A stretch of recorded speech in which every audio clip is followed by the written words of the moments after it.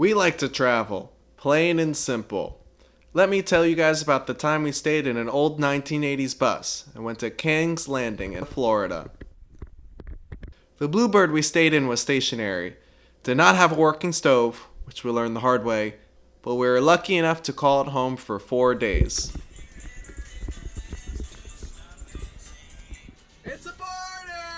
For the record, this bus was probably the coolest thing ever back in the day. We sure had fun. We have been wanting to go to King's Landing for years, which is part of the Emerald Cut section of the Rock Springs Run. Although we had some major setbacks, RIP iPhone, this trip was one for the books. Alligator! Woohoo! The water is supposed to be crystal clear, allowing you to see the marine life below. Unfortunately, when we went the one weekend out of the year where there was a bad storm, and the heavy rains made the water murky. But that didn't stop people from getting out of their kayaks and enjoying the water.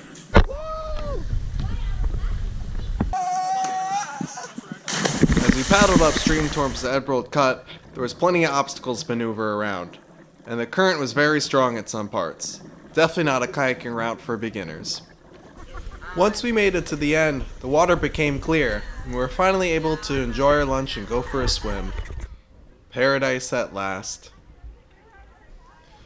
We brought dinner to make, but unfortunately the stove in the bus did not work, so we decided to check out downtown DeLand. We ended up at a quaint neighborhood restaurant called Cress, which we highly recommend. We like to find local coffee shops to try every time we go out on a trip. So here we are at New City Coffee Co., the craft coffee and roastery in Lake Mary, Florida.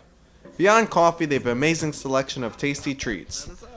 We opted to try their hot and iced coffee flights. The flight included candy corn, white pumpkin, cookie butter, and maple pecan. As you can see, our favorite was the candy corn.